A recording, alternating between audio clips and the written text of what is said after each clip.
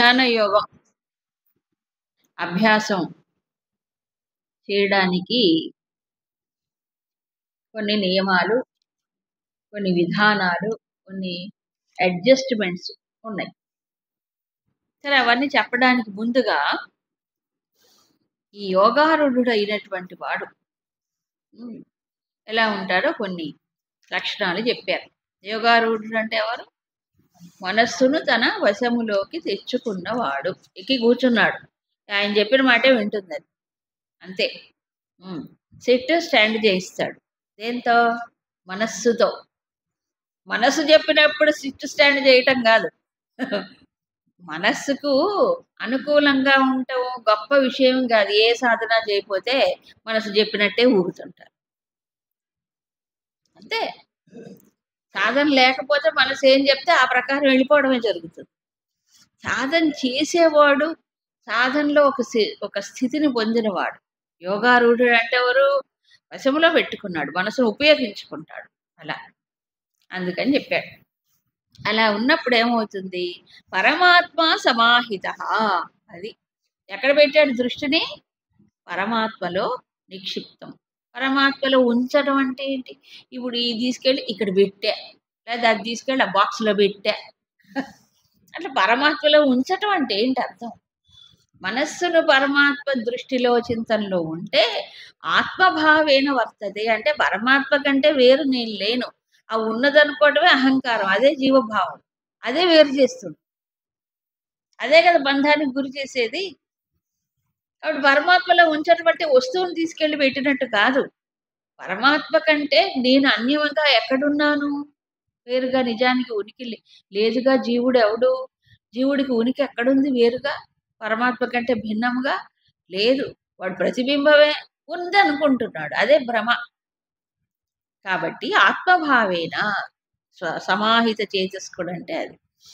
ఇప్పుడు ప్రశాంతస్య, అప్పుడు కానీ ప్రశాంతత రాదు మనిషికి. జితాత్మన అన్నాడు. ఈ ఆత్మన అనే పదం ఈ అధ్యాయంలో చాలా చోట్ల వివిధ సందర్భాల్లో ఒక్కొక్క స్థాయిలో ఓ రకంగా చెప్పబడుతుంది. జితాత్మన అంటే ఇక్కడ ఏమన్నారంటే మొత్తం తాను అని ఏదైతే జీవుడు అనుకుంటున్నాడో ఏమిటి? సంఘాతం. ఏం సంఘాతం? స్థూల శరీరం, సూక్ష్మ శరీరం, కారణ శరీరం, ఇంకా ఏవో అన్నీ ఉన్నాయి కదా రకరకాలు. ఇవన్నీ ఈ సంఘాతం యావత్తు కూడా ఏమవుతుంది? తన వశంలో ఉంటుంది. మొత్తం సిస్టమ్ యావత్తు స్విచ్ ఆన్ చేయగానే అది పనిచేస్తుంది, లేకపోతే ఆఫ్ అయిపోతుంది. ఎంతవరకు అంతవరకే మొత్తం. అప్పుడు ఏం జరుగుతుంది? ఈ బాహ్య ప్రపంచంలో నుంచి వచ్చేటువంటి ద్వంద్వాలు, శీతోష్ణములు, సుఖ దుఃఖాలు, మానాపమానాలు ఇవన్నీ ఉంటాయి కదా. సో వీటన్నిటిని ఏం చేస్తున్నాడు? వాటన్నిటిని స్వీకరిస్తాడు. ఎలా స్వీకరిస్తాడు అంటే సమంగా. ఇది ఇంతకు ముందే చెప్పారు, స్థితప్రజ్ఞ లక్షణాల్లోనే చెప్పారు మనకి. ఎందుకంటే దృష్టి పరమాత్మకు దూరం అయినప్పుడు ప్రశాంతత ఉండదు. అప్పుడు ఏదైనా సరే వెంటనే ఎఫెక్ట్ అయిపోతుంది. దేనికి? మనస్సు తొందరగా వాటికి ద్వంద్వాలకు గురి అయిపోతుంది. ఏ ద్వంద్వాలు? ఏదైనా అంతే, సుఖం దుఃఖం కదా. అది ఇప్పుడు స్థితప్రజ్ఞ నక్షత్రాలను దుఃఖేషు అనుద్విగ్నమనాహ సుఖేషు విగత స్పృహ చెప్పాడుగా. స్థితప్రజ్ఞుడు అలా ఉంటాడు. అలాగే యోగారూఢుడు కూడా వీటన్నింటినీ సమచిత్తముతో, అంటే చెదరగొట్టుకోకుండా వీటిని స్వీకరిస్తాడు. ఉంటాయి, ఎవరికైనా ఉంటాయి. ఏమి ఆయన యోగారూఢుడు స్థితప్రజ్ఞుడు అయినంత మాత్రం చేత ఇవి ఉండవా ప్రపంచంలో? వాళ్ళకే ఉంటాయి, అందరికీ ఉంటాయి. అది మరి ఎక్కడ పెడితే వీటికి రియాక్ట్ కాకుండా ఉంటాడు? సేఫ్ ప్లేస్ ఎక్కడ అంటే పరమాత్మ. అక్కడ పెట్టాడు అనుకోండి దృష్టిని, అప్పుడు ఇవన్నీ ఏమవుతున్నాయి? వస్తున్నాయి, పోతున్నాయి. చెప్పాను కదా, ఆయన్ని తాకలేవు, ఆయన్ని స్పృశించలేవు, ఆయన దృష్టి అంతే. ఇప్పుడు ఈయన ఎలాగుంటాడు అంటే తృప్తి, జ్ఞాన విజ్ఞాన తృప్తాత్మ. జ్ఞానముతో విజ్ఞానముతో రెండు ఒట్టి జ్ఞానం తృప్తి కలిగించదు. శాస్త్రం ఎంత చదివినా అది అనుభవంగా మారకపోతే తృప్తి రాదు. అందుకని విజ్ఞానం కూడా అలాగే. కూటస్థ అంటే బాగా స్థిరమైన వాడు, చలనము లేకుండా ఉన్నవాడు. అలాంటి వాడిని యుక్త ఇది ఉచ్యతే. యుక్తుడు అని అంటారు. ఈ యుక్తత్వం అనేది భగవద్గీతలో ప్రత్యేకంగా అనేక సందర్భాల్లో వాడారు ఈ పదాన్ని. యుక్తత్వం అంటే ఏంటి? సమత్వం, బ్యాలెన్స్, సమతుల్యత అని అర్థం. అలాంటప్పుడు ఈ బాహ్య విషయాలకి ఎంత విలువ ఇస్తాడు? అది కూడా ఒక ముఖ్యమైన విషయం. బాహ్య విషయాలంటే ఏంటి? అనేకమైనటువంటి విషయాలు ఉంటాయి, పదార్థాలు. ఈ పదార్థాలు కొన్నిటికి ఎక్కువ విలువ, కొన్నిటికి తక్కువ విలువ, కొన్నిటికి మధ్యస్థంగాను మామూలు వ్యవహారంలో ఉంటుంది కదా. ఈయన దృష్టిలో అన్నీ ఒకటే. ఏది బంగారం అయినా ఒకటే, వజ్రం అయినా ఒకటే, రాయి అయినా ఒకటే, మట్టి అయినా ఒకటి. ఎందుకు? దానివల్ల ఆయనకి ఏం ప్రయోజనం లేదు కదా. ఆయన పొందాల్సింది ఏమీ లేదు కదా. ఆయన పొందేది ఎక్కడ? పరమాత్మలోనే ఉంటాడు. కాబట్టి ఆయన దృష్టిని ఇవన్నీ టెంప్ట్ చెయ్యవు, కదిలించవు. కదలడు. ఆయన అక్కడ తృప్తి లోపల పొందుతున్నాడు. మామూలుగా అయితే ఆశ ఉన్నప్పుడు జన్మలో ఎక్కువ ప్రయోజనం పొందుతాను వాటి వల్ల అనుకున్నప్పుడు అబ్బు బంగారం వస్తే సంతోషం. ఇప్పుడు మట్టికి కూడా విలువే. పూర్వం ఆ మట్టే అంటారు, ఇప్పుడు మట్టికి కూడా విలువ. మట్టి కూడా దొరకదు, మంచి మట్టే దొరకదు, భూమికే విలువ. అవునా కాదా? ఏదైతే ఈ ప్రపంచ స్థాయిలోనే వాటికి. కాబట్టి ఈయన లోపల హాయిగా తృప్తిగా ఉన్నటువంటి వాడికి వీటిపైన ఆసక్తి లేదు. కాబట్టి అన్నిటి సమంగానే చూడగలడు. అంటే అజ్ఞానంలో విలువ తెలియని పసివాడు కాదు, తెలియని వాడేం కాదు. కాకపోతే వాటిపైన ఆయనకి కించిత్ కూడా ఆసక్తి ఉండదు. ఆసక్తి ఎప్పుడు? దానివల్ల నాకు లాభం వస్తుందో సుఖం వస్తుందో అనుకున్నప్పుడు ఆసక్తి. ఆయన ఆధారపడట్లేదు. లోపల పొందుతున్నవాడు ఏది వచ్చినా ఏది పోయినా ఒకటి. సమలోష్టాస్మక అంచన. మన గురుదేవులు రకరకాల ప్రదేశాలకు వెళ్ళిపోయిన ఒక్కొక్కసారి ఒక్కొక్క ఇంట్లో ఆతిథ్యం ఉండేది. ఎప్పుడూ వాళ్ళు ఉండలేరు కదా. ఓసారి చాలా గొప్ప వాళ్ళు ఆయనకి ఆతిథ్యం ఇచ్చేవారు. మరి వాళ్ళ ఇళ్లలో బోళ్ళు ఉంటాయి కదా, రకరకాల భోగాలు అవన్నీ ఉంటాయి. ఈ భక్తుల్లో కూడా ఒక్కొక్కళ్ళు ఒక్కోసారి అలా ఇస్తూ ఉంటారు. వాళ్ళ భక్తిని బట్టి, వాళ్ళ శక్తిని బట్టి. బంగారపు గొలుసులు లేదా ఏదో మాలలు ఏవో ఉంటాయి కదా, అవన్నీ అలా మెళ్ళ వేసేసేవారు. ఆయన వేస్తే ఆయన వాళ్ళ కోసం కాస్త తృప్తిగా సంతోషంగా కనిపిస్తారు అంతే. మరి ఇది కనిపించటమే, వాళ్ళకెందుకు. ఆ తర్వాత వాళ్ళు వెళ్ళిపోయిన తర్వాత మళ్ళీ ఏం చేస్తారు? ఆయన తీసేసి పక్కన పెట్టి మళ్ళీ ఇంకోళ్ళు వస్తే వాళ్ళకి ఇస్తారు కదా. ఇది ఎంత ప్రపంచం కదా, వాళ్ళ కోసం నాటకమే అంతే. ఒకసారి తులాభారం ఆయనకి 70 సంవత్సరాలప్పుడు ఏమో తులాభారం జరిగింది. గోల్డెన్ ఇది తులాభారం, బంగారంతో తూచారు. బాంబేలో జరిగింది. చూస్తే రిజర్వ్ బ్యాంక్ నుంచి నాణ్యాలు వచ్చాయి. నాణ్యాలు వస్తాయి కదా, ఆ నాణ్యాలు అన్నీ వచ్చాయి. ఒక్కొక్కళ్ళు భక్తులు వాళ్ళకి శక్తి దగ్గర నాణ్యాలు ఓ పక్కన వేస్తున్నారు. కార్యక్రమం జరిగిపోతుంది. ఆ బంగారు ఇటుకలు తెచ్చారు. నాణ్యాలు ఇటుకలతో బ్రిక్స్ ఉంటాయంట. అంతా అయిపోయింది మొత్తం. ఎండింగ్లో ఒక ఇటుక తీసుకున్నారు, అందరికి ఇలా చూపించారు. సి దిస్ ఈజ్ మాయా అంతే. ఎందుకు మాయ? ఎవరి కోసం అదంతా? మళ్ళీ అదంతా కూడా అప్పట్లో ఆ రోజుల్లో ఎఫ్డీలో వేసి ఎక్కడెక్కడ మిషన్ కార్యక్రమాలు ఉన్నాయో వాటికి ప్రోత్సాహకరంగా వాళ్ళ కార్యక్రమాన్ని బట్టి వాళ్ళకి శాంక్షన్ చేసేటట్టు ఫండ్స్ అలా చేశారు. ఆయన ఎందుకు ఇలా? ఆయనకు తులాభారం ఎందుకు? ఈ దేహమే నేను కాదనుకున్నప్పుడు దానివల్ల ఆయనకేం ప్రయోజనం లేదు కదా, సంస్థకి ఉపయోగపడుతుంది. అందుకని ఇదంతా యాక్సెప్ట్ చేస్తారు అంతే. ఏవైనా అంతే. అందుకని సమలోష్టాస్మక అంచన. కాబట్టి ఎక్కువ విలువ తక్కువ విలువ అనేది మానవుడికి ఉంటుంది. తర్వాత ఇక రకరకాల వ్యక్తులు ఉంటారు సమాజంలో. ఒక వ్యక్తిని అందరూ ఒక రకంగా చూడరు. ఎప్పుడు కూడా వాళ్ళ దృష్టిని బట్టే చూస్తారు. ఎప్పుడు 2 దృక్కోణాలు ఉంటాయి ప్రతి మనిషిలో, పాజిటివ్ నెగిటివ్, మంచి చెడు ఉంటాయి. ఏవో కొన్ని లోపాలు, కొన్ని మంచి లక్షణాలు ఉంటాయి. ఉంటాయా ఉండవా? ఎక్కడైనా ఉంటాయి. కాబట్టి ఏమవుతుందంటే కొంతమంది ఒక్కొక్కసారి వాళ్ళ దృష్టిని బట్టి కొంతమంది స్నేహితులుగా ఉంటారు వీళ్ళతో, కొంతమంది మిత్రులుగా ఉదాసీనులుగా ఉంటారు, కొంతమంది శ్రేయోభిలాషులుగా ఉంటారు, రకరకాలుగా ఉంటారు. కొంతమంది బంధువులుగా ఉంటారు, కొంతమంది ద్వేషిస్తూ ఉంటారు. ఆ, మహాత్ముడు అయితే ఏంటంట, ఆ, ద్వేషిస్తూ ఉంటారు. మరి మధ్యస్థ, కొంతమంది మధ్యస్థులుగా, అంటే అటు ఇటు ఉంటారు, అందరి ఇది కోరుతూ ఉంటారు. సాధువులుగా ఉండేవాళ్ళు కొంతమంది, దుష్టులుగా పాపకర్మలు చేసేటువంటి వాళ్ళు. ఇన్ని రకాల వ్యక్తులు ఉంటారు, ఎక్కడైనా ఉంటారు. ఎవరైనా వీళ్ళందరినీ ఎదుర్కోవాల్సింది. అయితే సామాన్యుడు ఏం చేస్తాడు, సుహృత్తు మన శ్రేయస్సును కోరారనుకోండి, చాలా హాయిగా స్వీకరిస్తాడు. మిత్రుడంటే అబ్బో ఎంతకాలంకి వచ్చావురా, ఆనందంగా వాటేసుకుంటాడు మిత్రుడు కాబట్టి. ఉదాసీనుడు అంటే వాళ్ళకి మేము ప్రత్యేకంగా మాకేం లేదండి వాళ్ళతో, నాడింగ్ అక్వైంటెన్స్, అంటే హలో అంటే హలో అంతవరకే, వాళ్ళకి మాకు పెద్ద ఏం లేదు. ఉదాసీన వాళ్ళతో అంతవరకే ఉంటాడు వీడు కూడా. అవునా? బంధువులంటే అమ్మో మా వాడండి, మా చెల్లెలు కొడుకండి వీడు, మా అబ్బాయి అండి, నన్ను చూడడానికి ఆనందం. అవునా కదా? ఇవన్నీ ఉంటాయి సామాన్యులు. ఎవరైనా సరే, ఏ వ్యక్తి అయినా, ఇవన్నీ రిలేషన్స్, మన మెంటల్ యాటిట్యూడ్స్. అవునా కాదా? మనం మనస్సుతో కొన్ని భావాలను ఏర్పరచుకున్నాం అంతే, లేకపోతే ఏముంది, కొన్ని కల్పించుకున్నాం, కొన్ని ఏర్పరచుకున్నాం. విచిత్రం ఏంటంటే మూడు మారితే మళ్ళీ ఆ మనిషి బాగుంటాడు, బాగా కనిపిస్తాడు.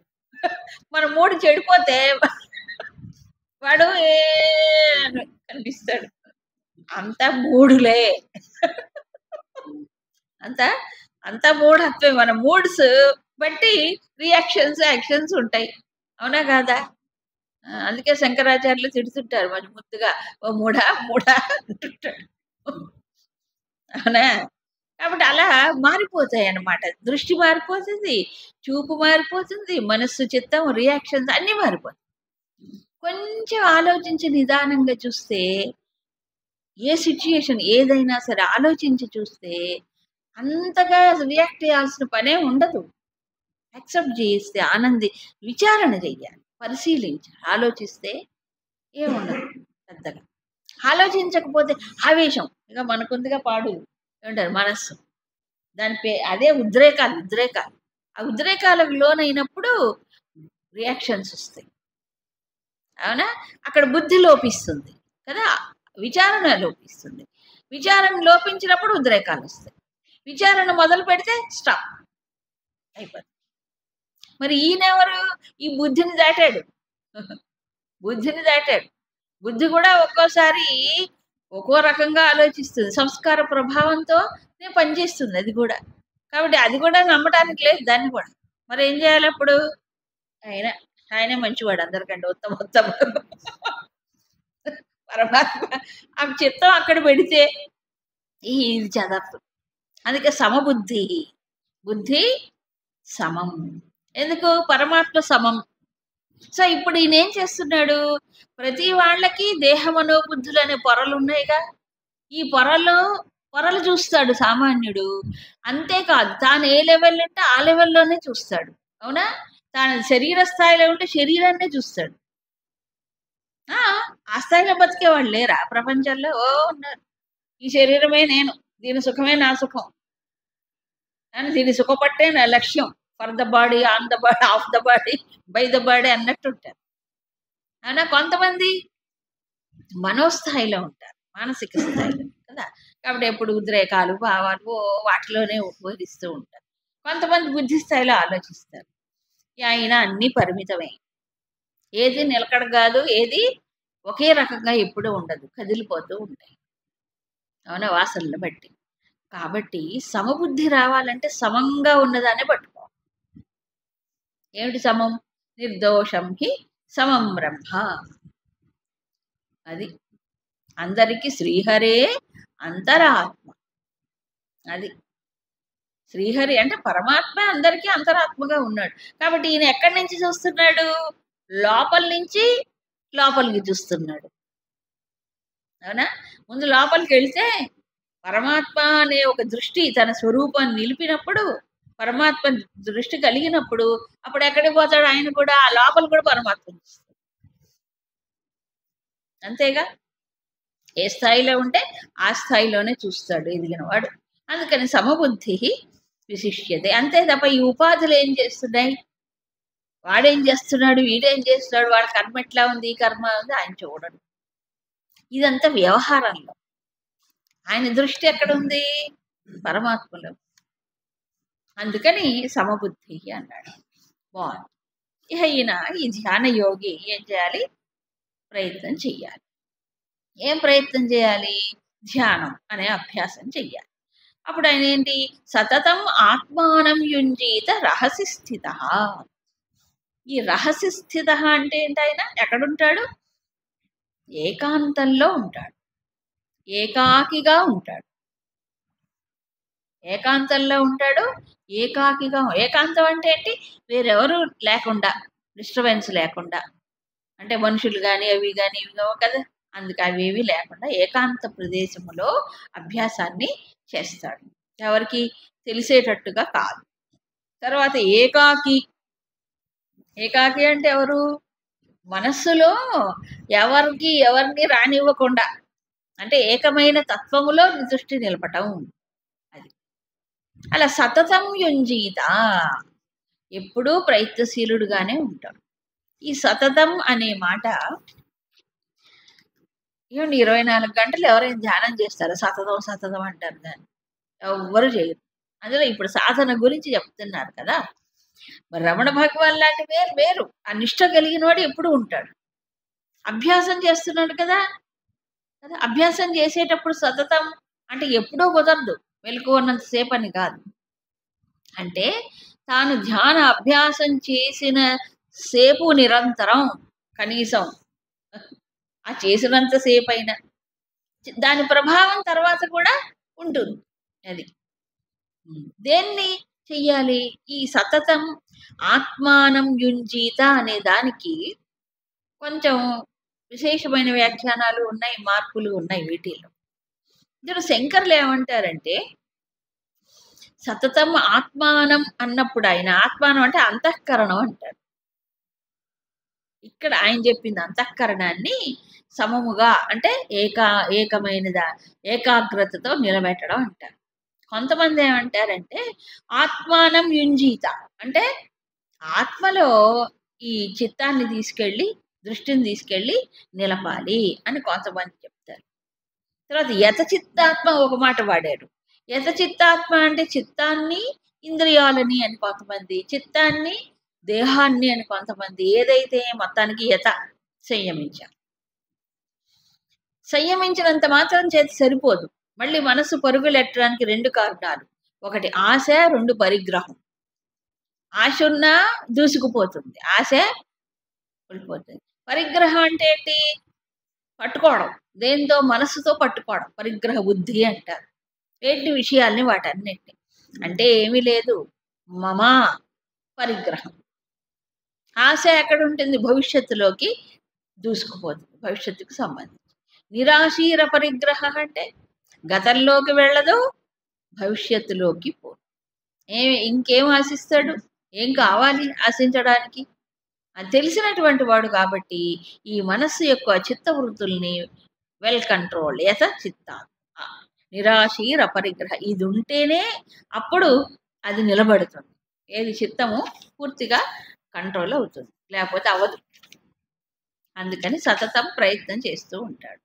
ఈ ప్రయత్నం చేసేటప్పుడు కొన్ని ఏంటంటారు పద్ధతులు. ఎక్కడ కూర్చొని ధ్యానం చెయ్యాలి? అభ్యాసం శుచౌ దేశే అంటే శుచిగా ఉండాలి ప్రదేశం, తాను కూర్చున్న ప్రదేశం శుభ్రంగా ఉండాలి. ఎందుకు శుభ్రంగా ఉండాలి? శుభ్రంగా లేకపోతే ఇన్కన్వీనియన్స్ అంటే ఏంటి? శరీరానికి ఒక రకమైన ఇది వస్తుంది, మనసు కూడా బాగుండదు. ఎక్కడ శుభ్రత ఉంటుందో వెళ్ళగానే హాయిగా అంటే, అవునా కదా?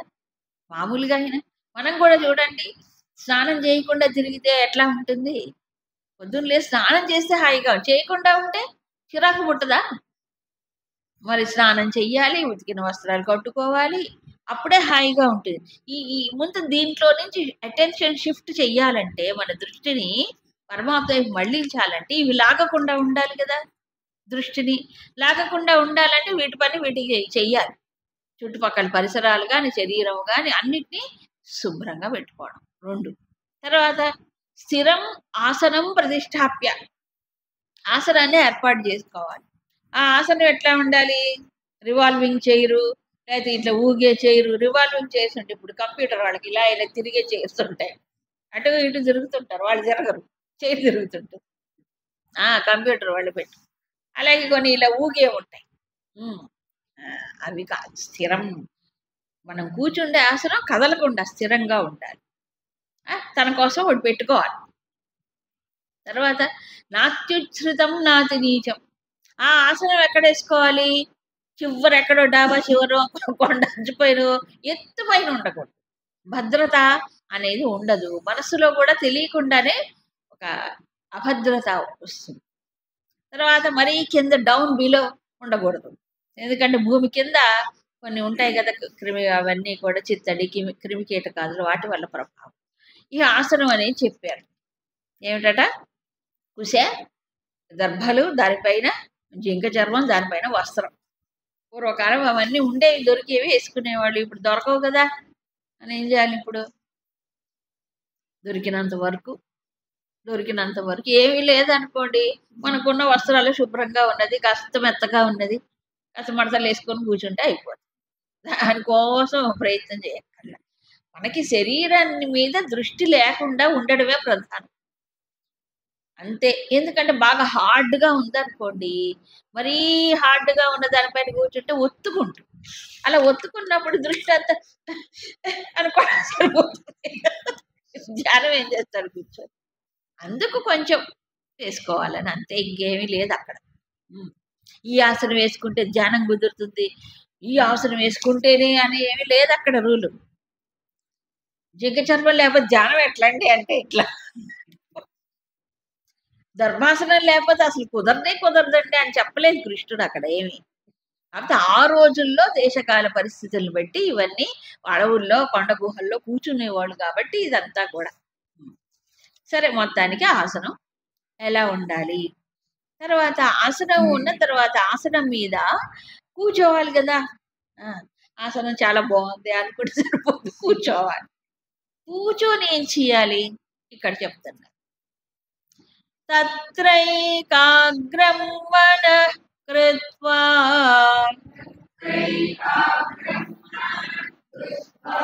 యత చిత్తేంద్రియ క్రియః ఉపవిశ్యాసనే యుంజ్యాత్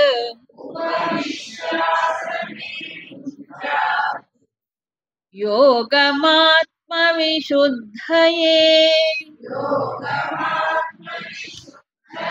సమం కాయశిరోగ్రీవం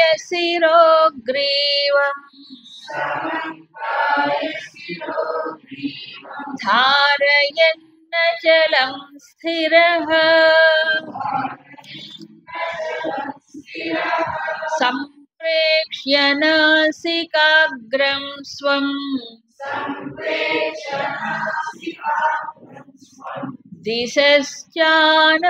దిశశ్చానవలోకయన్.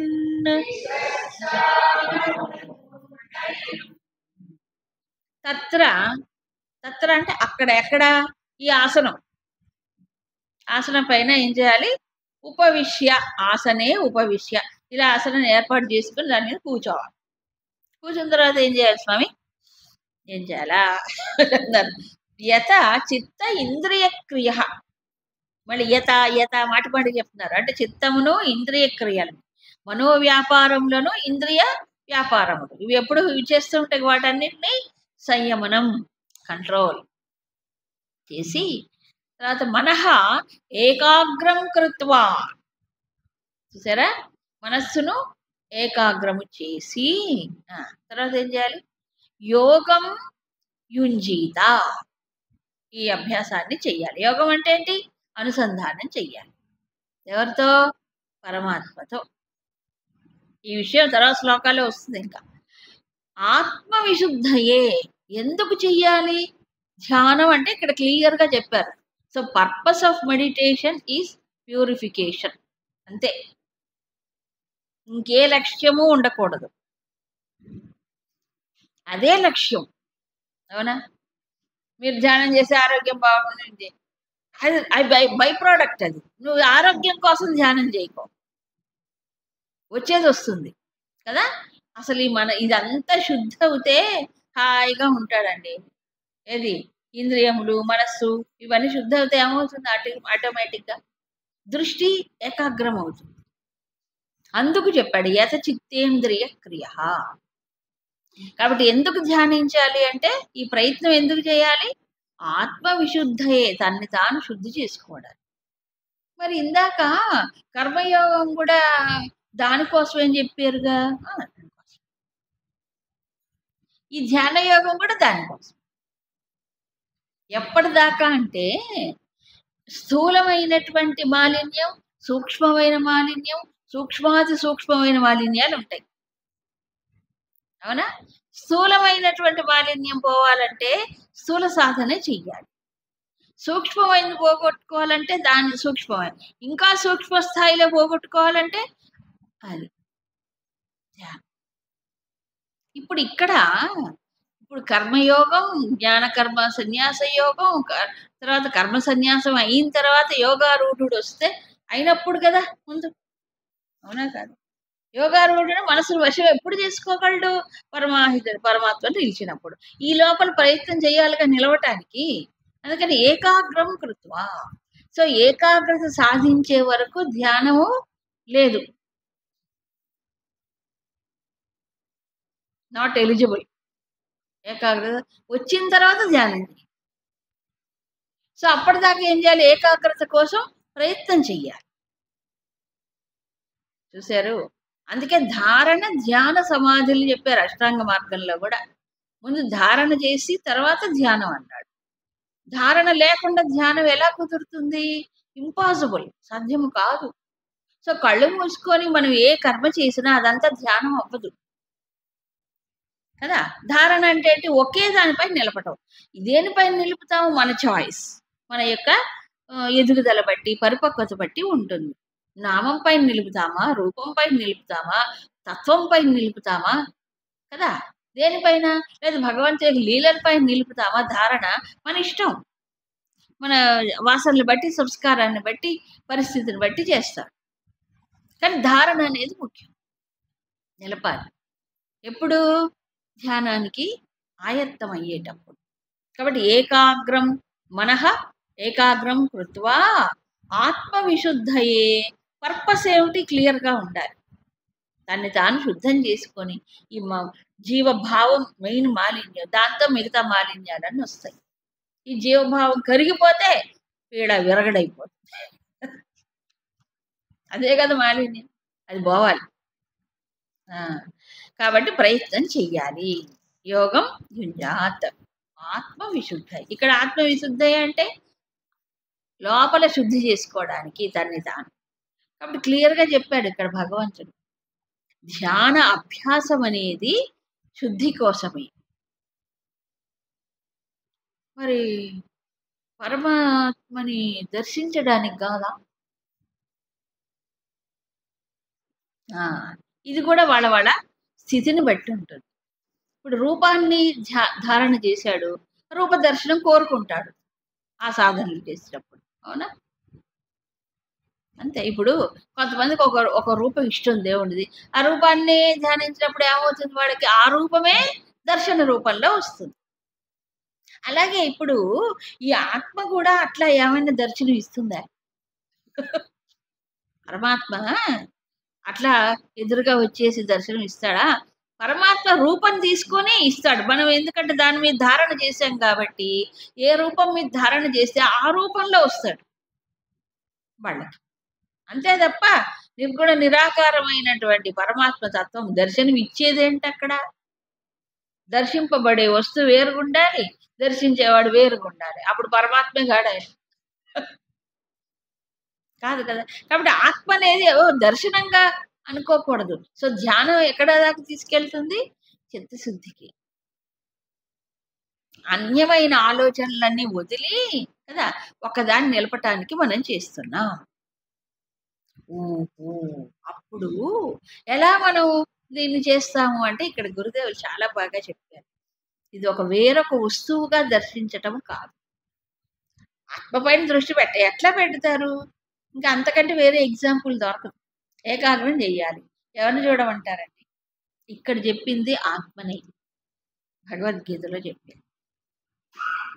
సాకార ఉపాసన వేరు, అవన్నీ ఉపాసనలు. అవన్నీ ఉపాసనలు. అవునా? ఇక్కడ చెప్పింది. ఎలాగంటే అద్దంలో ఒక మనిషి తన ప్రతిబింబాన్ని చూసుకుంటున్నట్టు. మొహం చూసుకుంటారా లేదా? అయితే అందరూ ఏం చేస్తారంటే ఈ మొహాన్ని సరి చేసుకోవడానికి చూసుకుంటారు. అవునా?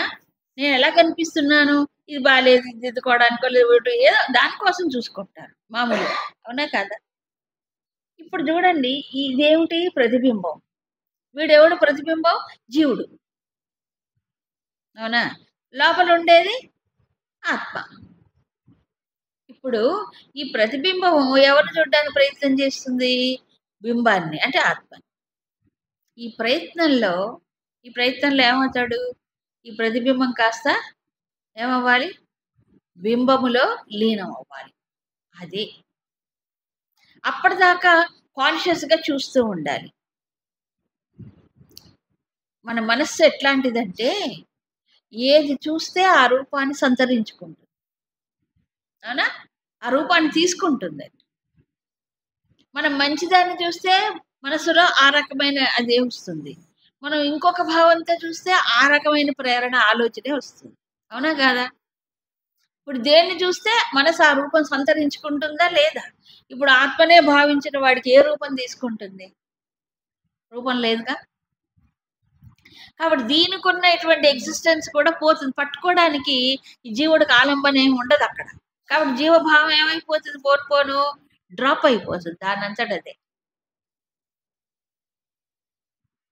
అందుకని చెప్పాడు. కాబట్టి ఎవరిని ధ్యానించాలి అంటే ఇక్కడ ధ్యాన స్థితికి వచ్చినటువంటి వాడు నిర్గుణ నిరాకారమైన ఆత్మని ధ్యానిస్తాడు. ఎప్పుడు? యోగారూఢుడైపోయినటువంటి స్థితిలో. అప్పటిదాకా ఏం చేయాలి? ధారణ చెయ్యాలి. ధారణ అంటే ఏంటి? నిరాకారం కాదు, సగుణం పట్టుకోవాలి, సాకారం పట్టుకోవాలి. ఎందుకంటే ఈ తత్వాన్ని పట్టుకోవడానికి దానికి శక్తి ఉండదు. ఆ లేనటువంటి వారు ఏం చేయాలి? ఇది పట్టుకోవాలి. అందుకే ఇవన్నీ ధారణ కోసం ఎన్నో ఎక్సర్సైజులు చెప్పారు. ఎన్నో ప్రక్రియలు ఉన్నాయి ధారణ కోసం, రకరకాలు ఉన్నాయి. అవన్నీ మంచివే, దేని స్థానం దానికి ఉంది. ఎందుకంటే శిక్షణలో భాగం ఇదంతా. ఏది తక్కువ కాదు, ఏది తప్పు పట్టకూడదు. ఎవరి స్థాయిలో వాళ్ళు చేసుకుంటారు. అవునా? ధ్యానం అనే దానికి వచ్చేటప్పటికి మళ్ళీ దాంట్లో కూడా విషయ ధ్యానం అని చెప్పలే. ధ్యాయతో విషయాన్ని పుంసహ. విషయాన్ని ధ్యానిస్తాడు మనిషి, అప్పుడు ఇంకా కింద పడిపోతాడు. ఏ విషయాన్ని ధ్యానించొద్దు, ఆలోచించండి, వదిలే. ధ్యానిస్తే బుద్ధి నాశనం. సో విషయ ధ్యానం జరుగుతుంది సామాన్యుడికి. ఆత్మధ్యానం చేసేవాడు ఈయన తన స్వరూపాన్ని కదా. సో ఇవి చాలా ఉన్నాయి, తేడాలు ఉన్నాయి వీటిలో.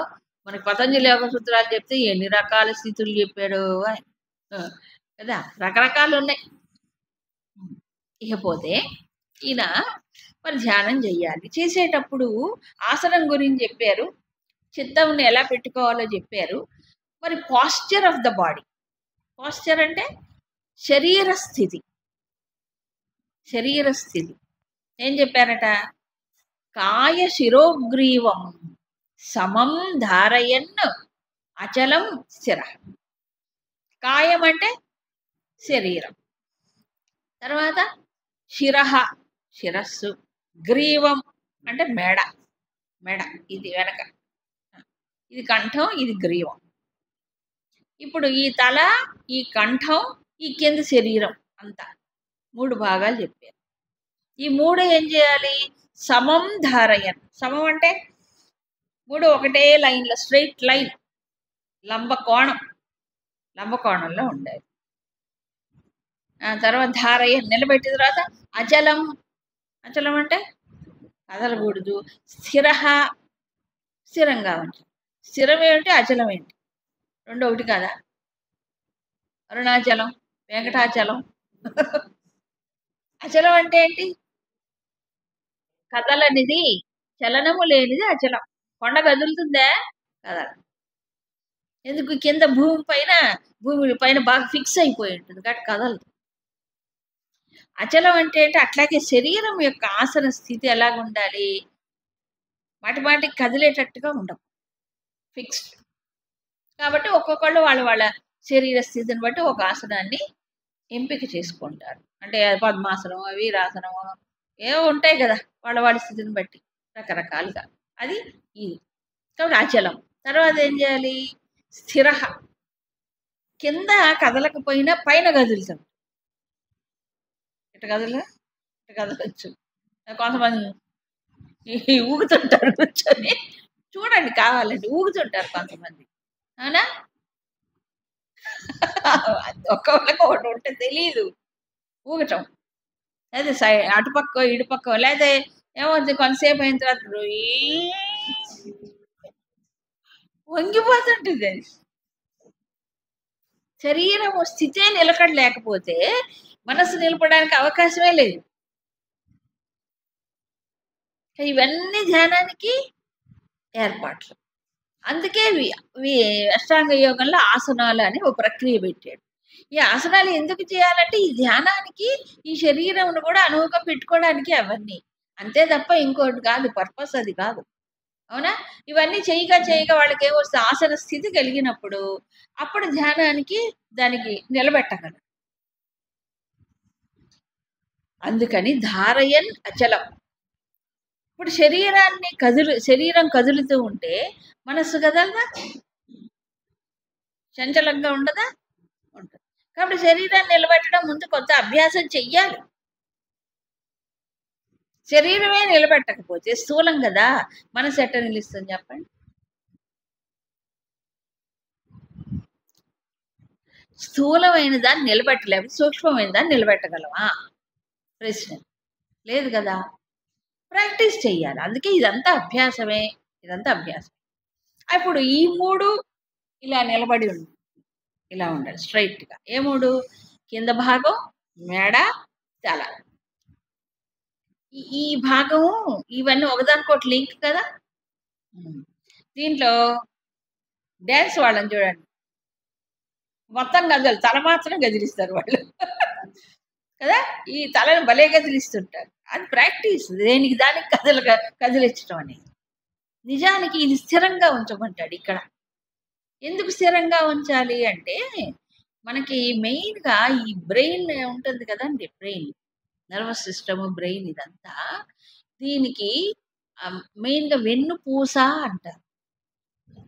ఇది ఏమంటారంటే ఒక దండం లాగా పై నుంచి కింది దాకా మూలాధారం వరకు దీన్ని దండం, ఏం దండం, మేరు దండం అంటారు.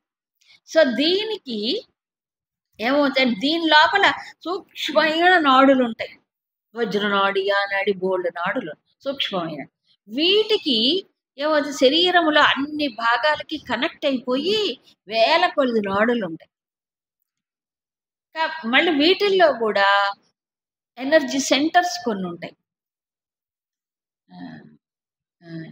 శక్తి కేంద్రములు. శక్తి కేంద్రాలంటే మనకు తెలుసు, యోగశాస్త్రంలో అయితే మూలాధారం, స్వాధిష్టానం, మణిపూరకం, అనాహతం, విశుద్ధ, ఆజ్ఞ, తర్వాత సహస్రాలు. ఇవన్నీ జ్ఞాన మార్గంలో అయితే అవసరం లే, కానీ ఉంటాయి, ఇవన్నీ ఉంటాయి కదా. ఇప్పుడు మానవుడికి ఇప్పుడు ఎనర్జీ అంతా ఎక్కడికి రావాలి, తన శక్తి అంతా ఈ ఇంద్రియాల్లోకి పోకూడదు కదా. మరి ఎటు పోవాలి, మనసు కూడా అటు ఇటు పోకుండా ఉండాలంటే ఏం చేయాలి, ఈ టోటల్ ఎనర్జీ కాస్త పైకి రావాలి. మనం ధ్యానం దేంతో చేస్తాం, ఇక్కడ కదా, బుద్ధితో కదా, మనసును ఏకాగ్రం చేసి చేయడం. మన స్థానం ఇక్కడ కదా. కాబట్టి మన బుద్ధులు అత్యంత సూక్ష్మమైన స్పందనలో ఉండి తీరాలి. ఉండాలంటే ఈ ఎనర్జీ అంతా సైడ్ ఛానల్స్లోకి పోకూడదు, పక్కకి వెళ్ళకూడదు. ఇంద్రియాలు మిగతా అన్ని పక్కకి వెళ్ళిపోతుంది. అలా వెళ్లకుండా ఉండాలంటే ఏంటి, నిలువుగా పెట్టాలన్నాడు. సో ఎనర్జీ అంతా స్ట్రైట్గా ఎక్కడి నుంచి పోతుంది, కింది నుంచి పైకి. మన ట్రావెల్ అంతా అదే.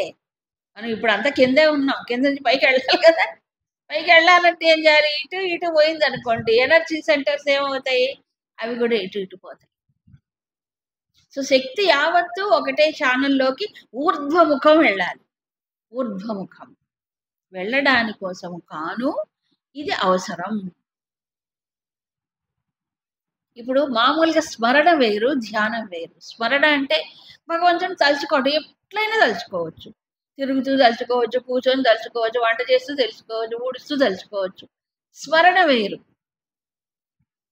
స్మరణ వేరు. అది కూడా అమ్మో, అది కూడా అంత తేలికేం కాదు, నిరంతర స్మరణ జరగటం. అవునా, ఇది వేరు. అందుకని ధారయన్ నిలపాలి అన్నాడు. తర్వాత ఏం చేయాలి, నాసికాగ్రం స్వం సంప్రేక్ష్య. స్వం నాసికాగ్రం సంప్రేక్ష్య, తన యొక్క నాసిక అగ్రభాగాన్ని బాగా చూడాలి. బాగా ఎందుకు చూడాలండి, దిశశ్చ అనవలోకయన్ను. ఎందుకు చూడాలి అనే దానికి ఎక్స్ప్లెనేషన్ ఇచ్చారు. ముక్కు కొన ఎందుకు చూడాలి, ఓ డౌట్. ముక్కు కొన ఎందుకు చూడాలి, పైగా నాసిక అగ్రం, అగ్రం చూడమంటున్నాడు. శ్వాసను అంటల్లా, శ్వాస అనే మాటే లేదు ఇక్కడ కదా. మరేమంటున్నాడు, నాసికాగ్రం.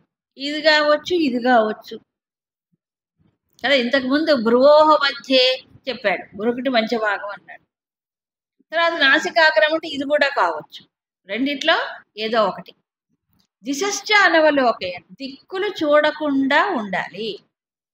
సో ఇక్కడ ఎందుకు నిలపాలి దృష్టి, ఇక్కడైనా ఇక్కడైనా ఎందుకు నిలపాలి అంటే, లేకపోతే ఇది దిక్కులు చూస్తుంది. ఒక్క క్షణం ఊరుకుంటే మనసు ఏమవుతుంది, 10 డైరెక్షన్లు 180 డిగ్రీలు తిరుగుతుందండి. ఇది తిరగదా, ఒక్క చోట నిలుపుతుందా, ఇట్లే ఉంటుంది. చూస్తుందా, ఎప్పుడు అంతే దాని పని. చంచలం చంచలం చంచలం, దాని లక్షణం అది. అదంతా దాని యొక్క చాంచల్యం కంట్రోల్ చేయడానికే ఈ ప్రాక్టీస్. అర్థమైంది, వెంటనే కూర్చోగానే నిలిచిపోతుంది అనగా అభ్యాసం ఉంది అంతా. అప్పుడు ఏం చేయాలి, అటు ఇటు చూడకుండా ఉండాలి. ఒక పాయింట్ ముందు ఒక చోటికి తీసుకురావాలి దృష్టిని. ఎక్కడ తీసుకురావాలి, తనలోనే అయి ఉండాలి. అది మళ్ళీ ఎక్కడో బయట వస్తువు కాదు ఇక్కడ. ఇప్పుడు అది వేరు. ధారణ చేయడానికి ఏం చేస్తాయి, ఈ ధారణ అయిపోయింది. ఈ ధారణ తర్వాత ధ్యాన స్థితి. ధారణ చేసేటప్పుడు ఎదురుగా ఒకటి పెట్టుకొని దానిపైనే దృష్టి నిలపడం, ఇదంతా ఈ అభ్యాసం వేరు. ఒక రూపాన్నో ఒక జ్యోతినో చేస్తూ ఉంటారు, ఇది వేరు. ఇది ఏకాగ్రత కోసం చేసే ప్రయత్నం. ఇప్పుడు అది కాదు.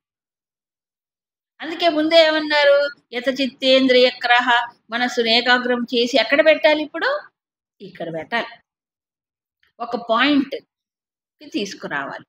తీసుకొచ్చిన తర్వాత ఇప్పుడు ఏం చేయాలి, అక్కడే పెట్టు. ఎక్కడ, ముక్కు కొన మీద. అంటే ముక్కు కొన మీద ధ్యానం చేయాలా ఇప్పుడు, ముక్కు మీద ధ్యానం చేయాలా నేను.